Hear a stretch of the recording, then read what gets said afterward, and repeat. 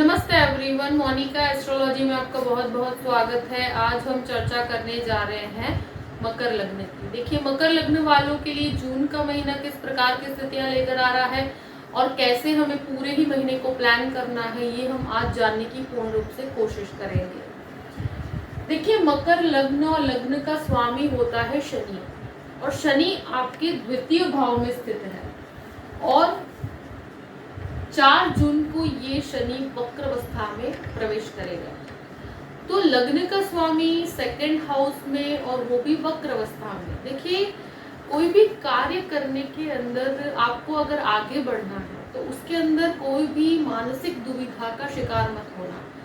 जो भी काम करना है, जो भी इनिशिएटिव लेना है, उसमें आगे बढ़ा जा सकता है, क्योंकि इंसान मन ही मन में बहुत विचारशील हो जाता है जब भी इस प्रकार की स्थिति होती है इन्वेस्टमेंट को लेकर।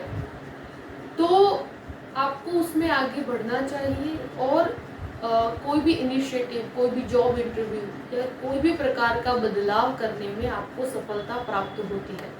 बिजनेस पॉइंट ऑफ व्यू से भी ये एक तरह से आपके लिए मैं यही कहूँगी कि काफ़ी वेल प्लान्ड होकर चलने की ज़रूरत है आपको, तो आपको काफ़ी अच्छे बेनिफिट्स प्राप्त होंगे। देखिए, द्वितीय भाव की बात करते हैं। द्वितीय भाव में शनि स्वगृही पोजीशन में है और वक्र अवस्था में है।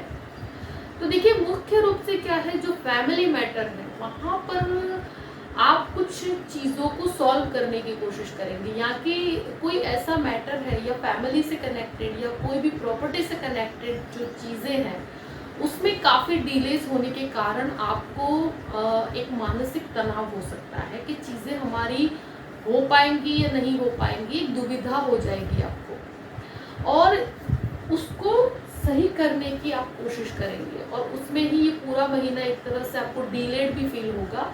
पर इतना ज़रूर कहती हूँ कि कोई भी जगह पर इन्वेस्टमेंट करने के अंदर अगर सेफली अगर चलते हैं तो कोई प्रॉब्लम नहीं है, मगर आप किसी को पैसे अगर देते हैं फैमिली के अंदर तो आपको नुकसान हो सकता है। तो उसमें ज़रा इन्वेस्टमेंट पे सोचिए। किसी को पैसे इस समय पर देने पर नुकसान होता है, चीज़ें जल्दी रिकवर नहीं हो पाती, पैसे रिकवर नहीं हो पाते हैं।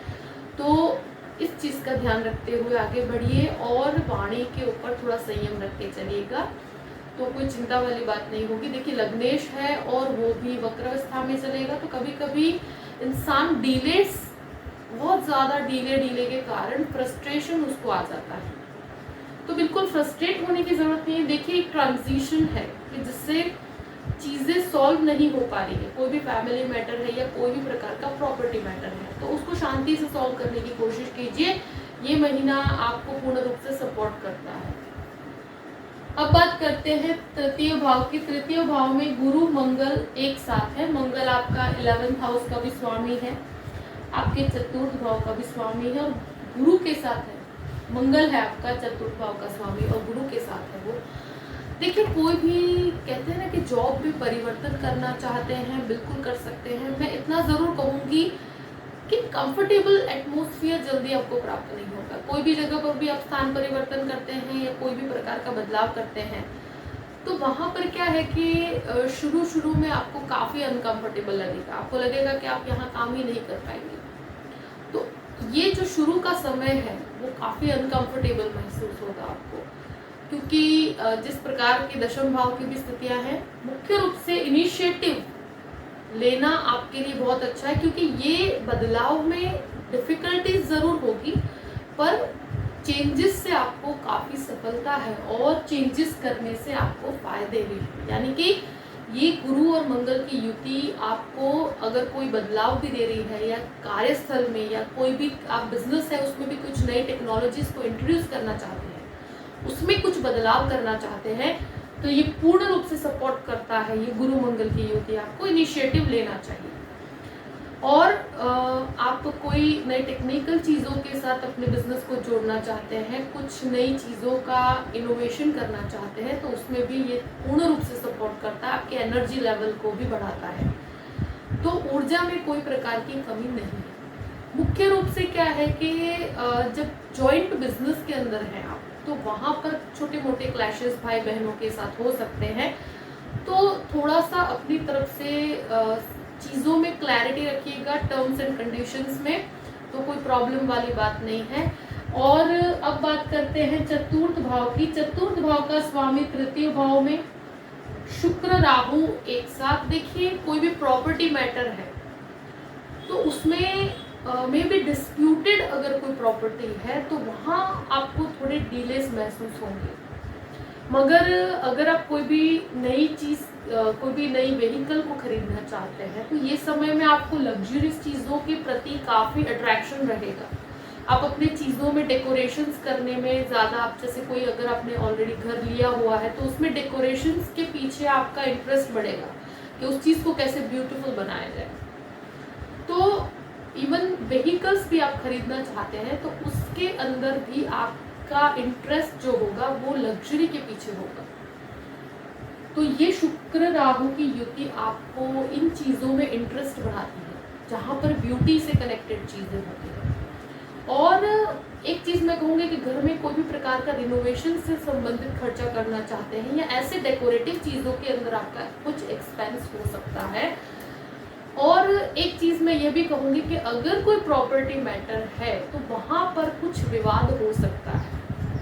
तो 17 तारीख तक ये विवाद ज़रूर रहेगा। और विवाद एक्चुअल में अगर कोई भी प्रॉपर्टी से कनेक्टेड विवादों को लेकर, क्योंकि शनि की भी दृष्टि शुक्र पर पड़ती है, तो ये स्थिति के अंदर क्या होता है कि जो डिसीजन नहीं आ पा रहा है या कोई भी प्रकार का निर्णय लेने में सबके हर व्यक्ति का पॉइंट ऑफ व्यू डिफरेंट रहेगा, इस वजह से डिस्प्यूट हो सकता है। तो वहाँ पर थोड़ा सा संभल कर डिसीजन लीजिए, बहुत उतावलापन मत दिखाइए, क्योंकि इन चीज़ों में थोड़े डिलेज मुझे दिखते हैं। बाकी खर्चे की बात की जाए तो पूर्ण रूप से आपका इंटरेस्ट ब्यूटी के प्रति होगा, खूबसूरत चीज़ों के प्रति खर्चा होगा और इंटरेस्ट भी आपका इन चीज़ों में ज़्यादा रहेगा।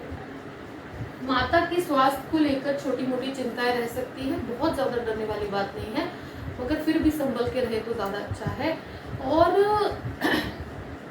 एक तरह से जो चतुर्थ भाव को हम मन की स्थिति से भी जोड़ के देखते हैं, तो शुक्र राहु के कारण आपको अगर आप ब्यूटी से कनेक्टेड कोई काम करते हैं, कॉस्मेटिक्स का काम करते हैं, कोई फूड प्रोडक्ट्स का काम करते हैं और स्पेशली मंगल की राशि में है, तो जो डेकोरेशंस की चीज़ें होती है, जो इंटीरियर डिज़ाइनिंग से संबंधित कोई कार्य करते हैं, उन लोगों के लिए बिजनेस में बहुत बढ़ोतरी है।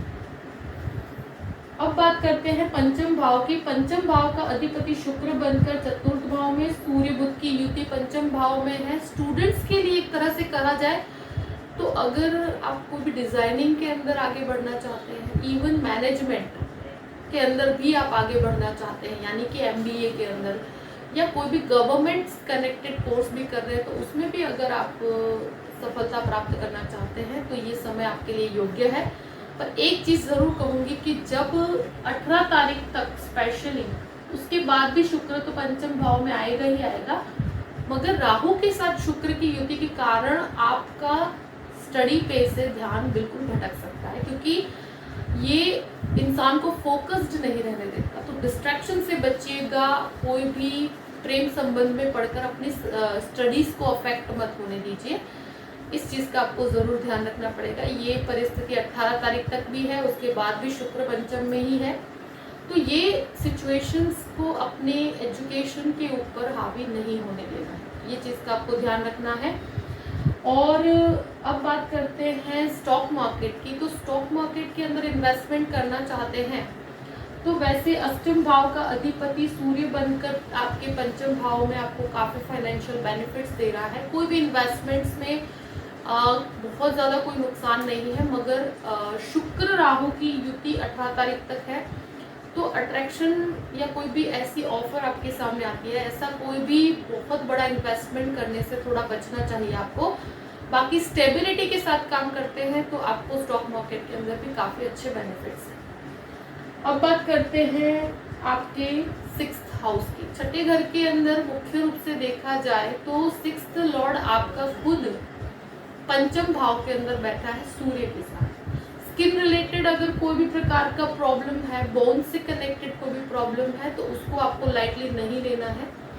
देखिए ये सूर्य जो है 15 तारीख तक आपके पंचम भाव में रहेगा, फिर वो 6th हाउस में चला जाएगा। तो बच्चों के साथ भी आपको 15 यानी 15 तारीख तक आपके संबंधों में थोड़ी शांति बना के रखना है। अनएक्सपेक्टेडली आपके विचारों में मतभेद आ सकते हैं।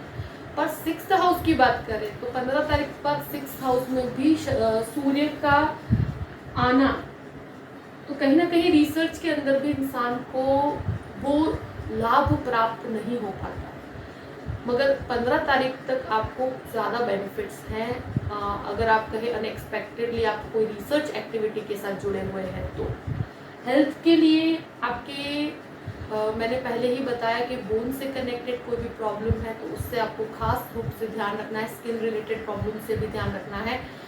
और ये जो समस्या है उसमें एक ही चीज़ मैं कहूँगी कि अपने जो खान पान के ऊपर थोड़ा ध्यान रखकर कार्य कीजिए, क्योंकि लग्न का स्वामी भी वक्रावस्था में जा रहा है। और बने तो अपने शत्रुओं को खुद क्रिएट मत कीजिए। अभी मोस्टली आपके फैमिली मैटर के अंदर ही आपका जो भी सॉल्यूशन निकालने की आप कोशिश कर रहे हैं, मगर फिर भी मैं कहूँगी कि वाणी को थोड़ा सा संयम में रखिएगा। और जितना आप अपनी वाणी को पॉइंट टू पॉइंट और पॉजिटिवली चलेंगे तो कार्यस्थल पे भी आपको काफ़ी बेनिफिट्स प्राप्त होंगे। और 6th लॉर्ड की जो परिस्थिति है उसके हिसाब से अभी बहुत बड़ा लोन लेने से और स्पेशली लग्जरियस एक्सपेंसेस के पीछे अगर बहुत बड़ा लोन लेते हैं तो अभी थोड़ा सोच समझ के आगे बढ़िएगा। परिस्थितियाँ ऐसी है कि आप अपने लोन को पहले अगर ऑलरेडी है तो उसे कम करने की कोशिश कीजिए, मगर अभी बहुत ज़्यादा लोन बढ़ाने की स्थिति आपके लिए योग्य नहीं है।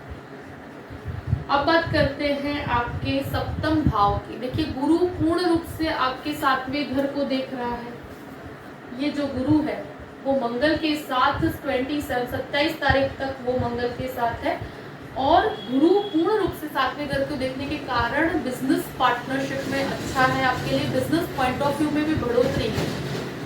पार्टनरशिप अगर कोई नहीं करना चाहते हैं कर सकते हैं। ऑलरेडी जो पार्टनरशिप में उसमें भी पहले जो भी डिस्प्यूट्स थे अब वो सॉर्ट आउट हो पाएंगे। बिजनेस में बढ़ोतरी है, वो कोई भी प्रकार का कार्य हो। और यहाँ पर जो भी मैरिड लाइफ के अंदर काफ़ी जो डिस्टर्बेंसेस चल रहे थे अब उसके अंदर पहले से बहुत सुधार है। चीज़ों में अगर कोई भी प्रकार का डिस्प्यूट भी है तो उसे सॉर्ट आउट कर पाएंगे आप। और चीज़ें आपके लिए आसान होगी जो पहले बहुत ज़्यादा डिफिकल्ट थी, स्पेशली मैरिड लाइफ को लेकर। अगर कोई भी अनमैरिड है तो उनके लिए भी ये गुरु पूर्ण रूप से मैरिज के प्रॉस्पेक्ट्स को खड़ा करता है। तो वहाँ पर कोई भी डिस्टर्बेंसेस नहीं है और मैरिड लाइफ को पहले से आप और भी बेटर बना पाएंगे। और मेरे हिसाब से ये पॉइंट ऑफ व्यू आपके लिए अच्छा है।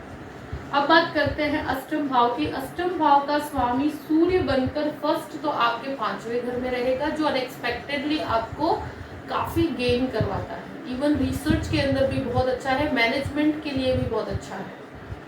पर ये सूर्य बाद में 15 तारीख के बाद आपके 6th हाउस में चला जाएगा, तो वहाँ पर कहीं ना कहीं चीज़ें कंफ्यूज हो जाएंगी।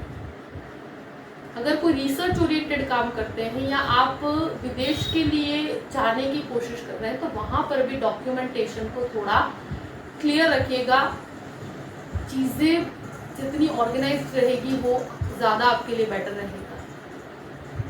और अनएक्सपेक्टेडली जो गेन होता है वहाँ पर थोड़ी 15 तारीख के बाद कम है।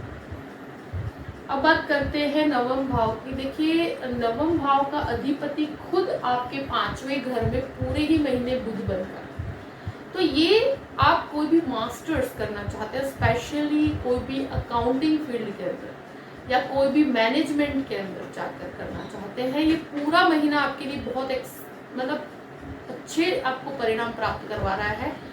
गुरु पूर्ण रूप से आपके 9th हाउस को देखता है, तो आपका इंटरेस्ट जो स्पिरिचुअल चीज़ें हैं या स्पिरिचुअल फाउंडेशंस के साथ जुड़ना और वहीं से आपको काफ़ी पीस महसूस कर पाएंगे। तो एक तरह से गुरु इतना प्रोमिनेंटली रिजल्ट नहीं देता जब भी वो कन्या राशि को देखता है, पर फिर भी आध्यात्मिकता का घर है और यहाँ पर उसकी दृष्टि बहुत पॉजिटिव होती है। इवन आप फादर के साथ भी बिजनेस कर रहे हैं तो वहाँ पर भी आपको काफ़ी इम्प्रूवमेंट्स हैं। एजुकेशन जो भी सेक्टर के साथ जुड़े हुए लोग हैं उन लोगों के लिए बहुत अच्छी परिस्थितियाँ हैं, यानी कि जो टीचिंग या लिटरेचर से संबंधित एजुकेशन प्राप्त कर रहे हैं या ऑलरेडी वो उस फील्ड में कार्य कर रहे हैं तो उनके लिए भी बहुत बढ़ोतरी की संभावनाएं बनती है। अब बात करते हैं आपके दशम भाव की। दशम भाव का अधिपति शुक्र बनकर राहु के साथ, उसके बाद वो 18 तारीख मतलब 18 जून तक वो यहाँ रहेगा। उसके बाद वो आपके पंचम भाव में चला जाएगा, बुध के साथ युति करेगा। देखो ये जो परिस्थिति है कि जहाँ पर केतु ऑलरेडी है, आप कोई भी चेंज को इनिशियली आपको लगेगा कि ये चेंज करने से आपको फायदा होगा या नुकसान होगा, कोई जॉब के अंदर चेंज करना चाहते हैं, मगर मेरे हिसाब से आपको शुरुआत में काफ़ी अनकंफर्टेबल चीज़ें महसूस होगी, यानी कि ये बदलाव में आपको कंफर्ट जोन नहीं मिलेगा। थोड़ा सा आपको परिस्थितियों को अगर कोई भी चेंज आता है तो उसमें मानसिक रूप से भी आपको वो सेटलमेंट आप महसूस नहीं कर पाएंगे शुरुआत में, मगर लॉन्ग टर्म पे ये आपके लिए बहुत बेनिफिशियल है। अगर आप कोई भी चेंज करते हैं या स्थान परिवर्तन करते हैं तो आपके लिए वो बहुत फायदा कारक स्थिति रहेगी। उस परिवर्तन को स्वीकार कर सकते हैं, मगर आसपास जो कलीग्स हैं या जो भी एनवायरनमेंट है उसमें एडजस्ट होने में आपको काफ़ी प्रॉब्लम्स होगी, तो ये चीज़ आप ज़रूर महसूस करेंगे। बाकी फाइनेंशियल फ्रंट पर बहुत अच्छा है। आपके कार्य के अंदर जुड़कर अगर आगे बढ़ते हैं तो परिस्थितियाँ बहुत अच्छी है, और स्पेशली अगर आप कोई भी डिजाइनिंग संबंधित फूड प्रोडक्ट्स का कार्य करते हैं, कॉस्मेटिक्स से संबंधित बिजनेस पॉइंट ऑफ व्यू से तो बहुत एक्सेलेंट रिजल्ट्स हैं और कोई भी बदलाव को स्वीकार किया जा सकता है। अब बात करते हैं 11th हाउस की। 11वें स्थान का स्वामी मंगल बनकर आपके खुद तृतीय भाव में, वो आपको एनकरेज करता है नई चीजें करने के लिए, नएपन की स्वीकृति के लिए ये बहुत अच्छा है। और जो भी कहते हैं ना कि साहस की वृत्ति आपके अंदर जागृत करता है, और आपको लाभ भी प्राप्त है। जो भी साहस करेंगे उसके साथ लाभेश जुड़ा हुआ है, तो वहां पर आपको लाभ की प्राप्ति 100% होगी। चीजें अनकंफर्टेबल होने के बावजूद, परिस्थितियों में और कार्यस्थल में छोटे मोटे डिस्प्यूट्स होने के बावजूद भी मैं कहूँगी कि वो बदलाव से आपको फाइनेंशियल फ्रंट पे बहुत फायदा है, यानी कि फाइनेंशियली आपको काफ़ी बेनिफिट्स हैं, उससे आपकी स्थिति में लॉन्ग टर्म पे सुधार है।